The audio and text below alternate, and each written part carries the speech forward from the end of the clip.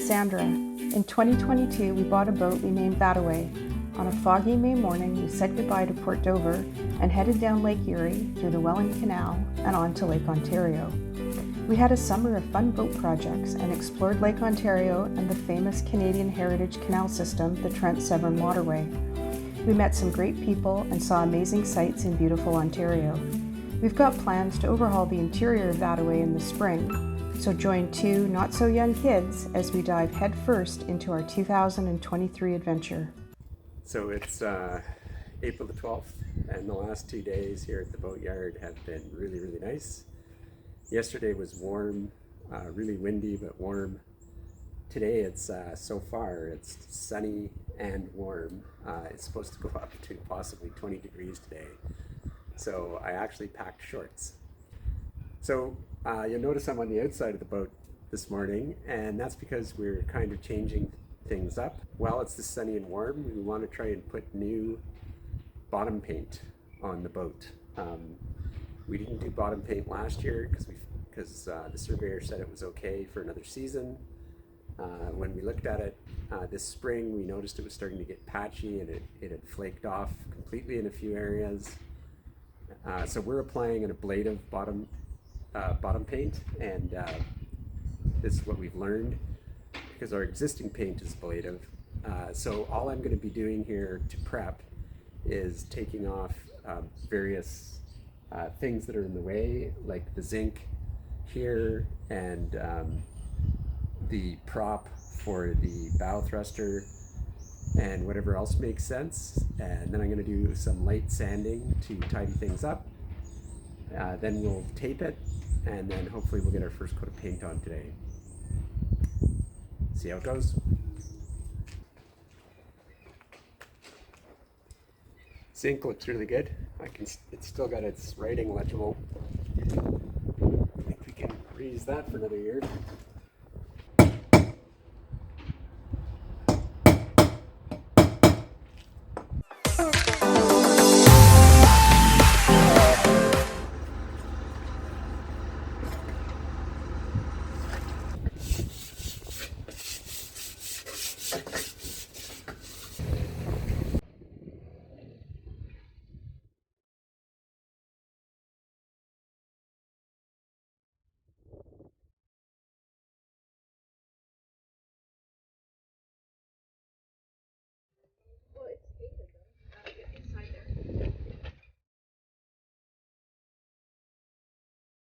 So Chris has washed the hull, sanded a little bit to get the little edges down.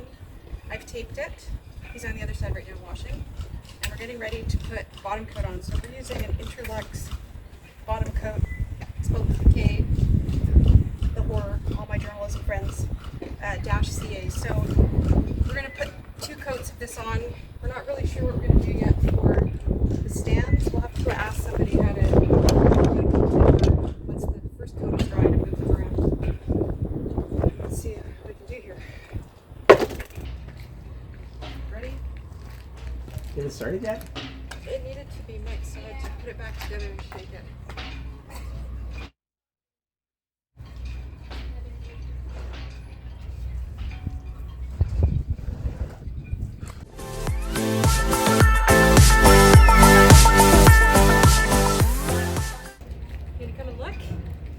Yeah.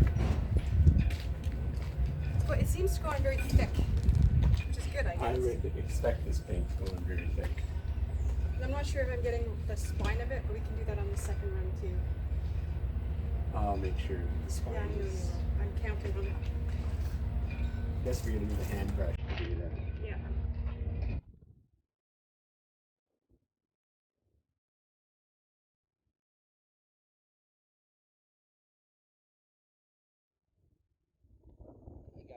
I'm about to paint mine. Did you guys understand this first? Oh, okay. Oh, no. Is it So ablative it's or a ablative. hard What? It's the bottom paint ablative. Or hard So if you look at our paint, like here, other side. I'll even take my glove off to show you what I'm talking about. Ours is ablative bottom paint. That's the first thing. But we're learning, Yeah, like this totally. is a bit of a learning curve for us. Is this your first boat?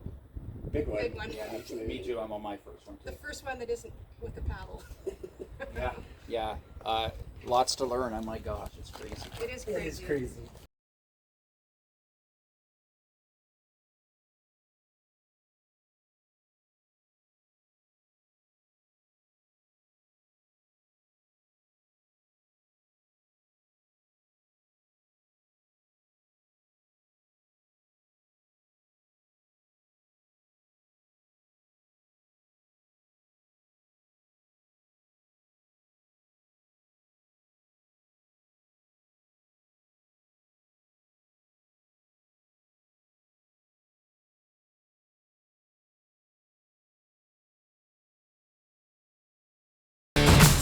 So now, what are you gonna do where the spots are there though? The spots. Like here. Oh, we're gonna ask them if Just we to can shift it? if we can shift it. Jeez, it's thick, eh? Yes. It's not bare paint. No. It's, and after a while, being down here gets a little tedious. This is the coolest boat though. It's like a project, eh? Yes. It's It's in pretty good shape. it's in decent shape. Mechanically, it was really good. Sure, lots of Nice people said meeting you guys. Yeah, you bet. Amy, Jamie, Chris and Sandra. nice to meet you guys. Nice to meet you. It's like putting in the last puzzle.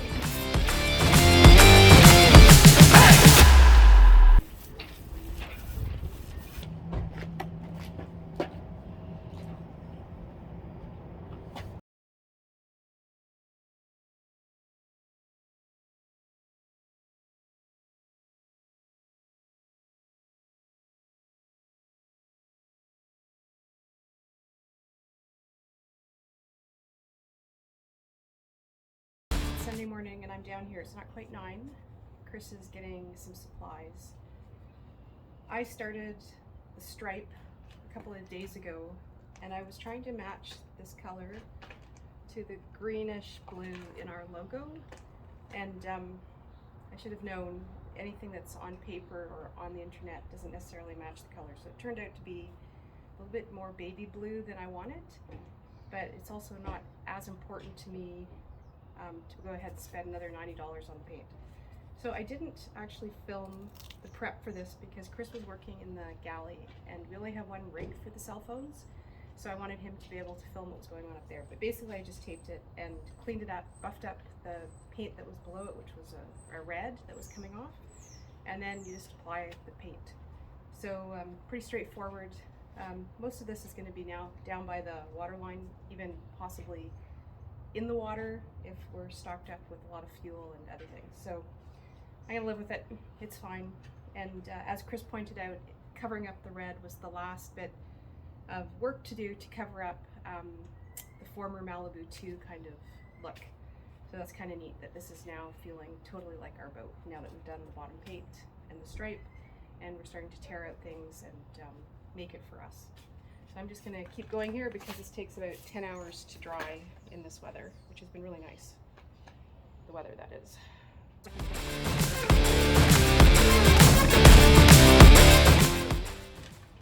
So all around the boat there's 2 indentations.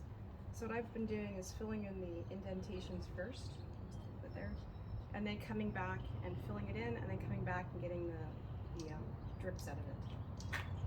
We thought we might do vinyl here. We thought it would be faster, but there's some transitions on the hull that when I looked at it, it just looked a little bit too complicated for our timeline anyway. And the stripe back here is about 3.5 inches, and it gets bigger at the front to about 6.5. So the local vinyl shop doesn't do installation. The marina does, but we, it wasn't as important to us, the stripe, as some of the other things. So, and we're mostly do-it-yourselfers, so it just didn't work out.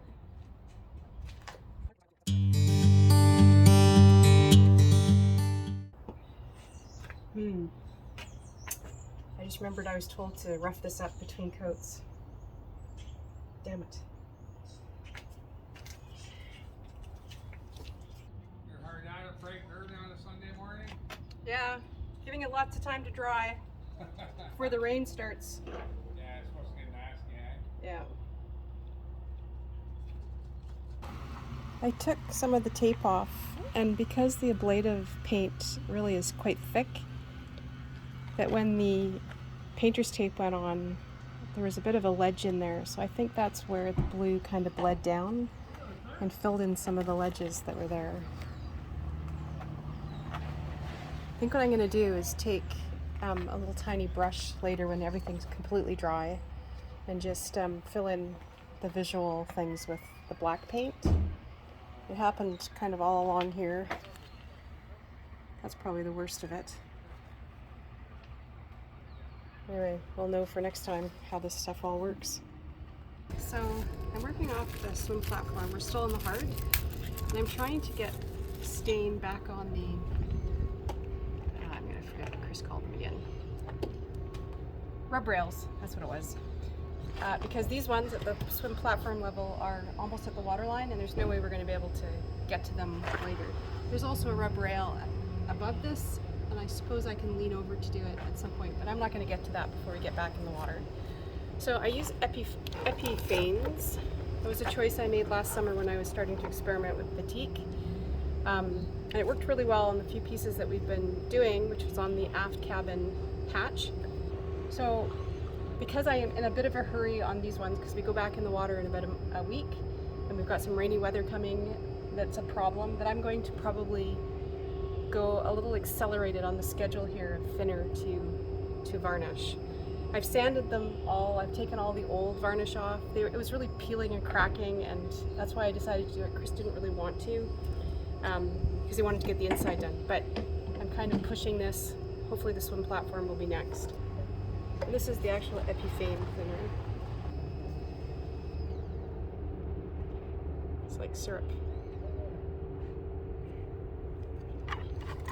Well, like maple syrup. I guess I'll start with this.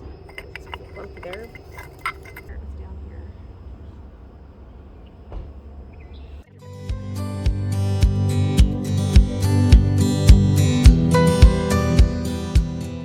This side I actually took the caulking off. It took me hours and hours and hours. It was pretty bad. So I left the other side because it wasn't quite as bad. And we'll make a note in our maintenance books that the next time we're hauled out, that we should do the other side as well.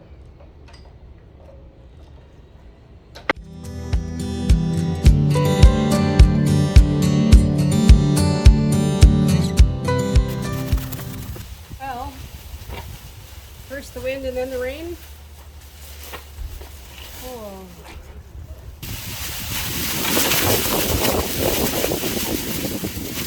So it looks pretty ominous up there. So I did what I could to cover up the area I painted. This is a drop cloth that we didn't use last year. Pretty windy. And then I used our actual tarp over here, which I think is less noisy and probably a little bit more secure. So we'll see how that works. So it's the next day and we're down at the boat again, and the temperature's dropped quite a bit in the last couple of days. It's 6 degrees right now. It's supposed to go up only to 10 degrees Celsius. And it's pouring rain, so it's definitely inside the boat day. Definitely can't do any more staining today. The covers I put on both sides of the bumper rails that I'd stained yesterday, it didn't work. And I should have, it's not even that the tarps didn't work, but there's scupper holes around the deck, and of course it just drains out right where I was working. So there was no way to win that one. So that's gonna have to wait till tomorrow until the weather gets nice. So we're still debating about the swim platform. I'd really like to get it off and at least start prepping it for stain. It's clear that we're not going to get it done before we go in the water in a week. And that's really our rush right now, is try to get things livable for the 29th, because we're out of our Airbnb on the 30th. 6 more days until we're back at the dock. So today it's not raining, it's just spitting a bit. But we thought we'd better get the hull done. So we're doing a compound application, which gets all the yellowy areas off. And then probably not today, probably another day we'll do the waxing. But I just thought I'd do a little shot of what it looks like before on this side, on the starboard side.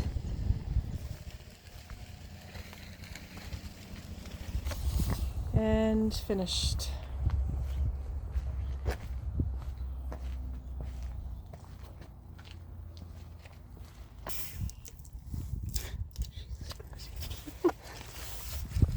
done here. This side didn't get covered, or somebody took it off.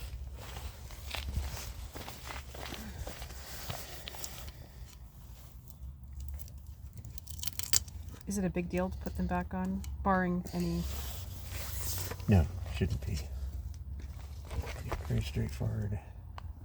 Just not sure if this is anything special.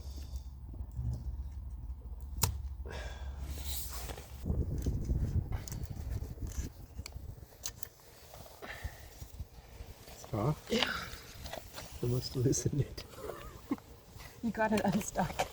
It's launch day here at Bayport Marina for us, and we've asked to be last in the water just so we can putz around on the wall before we move into our slip. But there's a couple things we need to do before the boat goes in the water. And one of them is that I want to take the swim platform off and finish it, refinish it with like sanding and stain, because it's really ugly under here and there's some exposed wood out here, and we don't know when we're going to have it out of the water again. So we're going to take the platform off. There's bolts, nuts and bolts down here, and we're going to release the davits, and we're going to just hoist it up into the boat so we can work on it when the weather's better. The weather's been crappy in terms of staining, has been crappy the last, I don't know, 10, 12 days, and refinishing work needs some time. Some warm weather definitely doesn't need water. So that's one job we're going to do, and we're cleaning up around the boat so they can come in and get it. And then Chris wants to go down into the engine room and hook up the batteries again before we're actually in the water. Next thing is to get this thing off and get Chris to help, because this is heavy.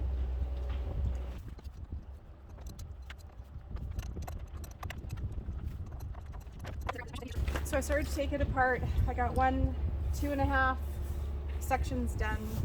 This had to be loosened to actually get any movement, but before I did that, I went underneath and tried to actually lift it up. And the previous owner had put Cetal stain on the bottom, obviously on the heart. So I tried to lift it up with my shoulder and break the seal, but when I got a closer look at it, it's like totally gunked in. So we'd have to work pretty hard to pop this off, and we're under a bit of a deadline because it's a terrible day, and the crew is putting in all the boats, and if they can finish earlier, I think they want to go home. They don't want to hang around to put us in when we're ready. We've asked to be the last of the day, and so hopefully that's going to happen. It might happen around noon instead of later in the day. So it's all put back together. I tightened everything up really, really well because this swim platform vibrates a lot when we're underway. And when I took a closer look at the bottom part, the varnish isn't so much coming off. It is kind of gross because everything's kind of globbed on, but there is no real exposed wood underneath. The exposed wood is up on the top. So for the time being, and we're going to have to wait till the next time we haul out to do this job, but I'll probably touch up one end of this so that the wood doesn't go deteriorate anymore. But for now, we're just going to have to live with it. I'm a little disappointed because I really wanted this to look nice, but there's going to be years of doing teak work and getting the boat in top-notch form. Such is life.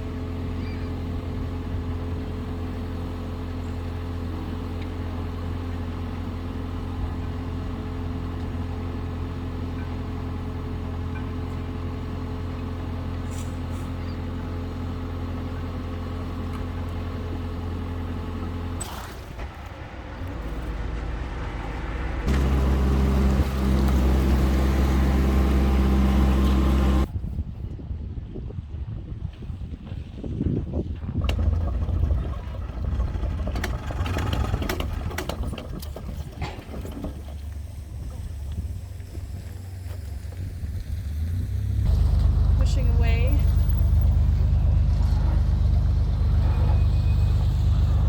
Okay, I'm on now. Yeah, I'll stay back here and fend off if we need to, but I think we're fine. Yep, you're good back here, Chris. You've got about, I don't know, 8 feet. So you could back up.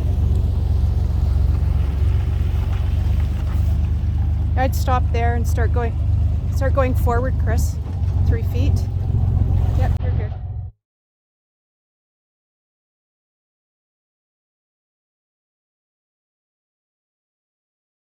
Thanks for joining us again this week as we scramble to get back in the water. We're so happy to be floating again. We hope you'll stay with us in the coming weeks as we continue the galley refit, start some teak work, and look ahead to some more boat projects and beautiful cruising in South Georgian Bay. See you next time.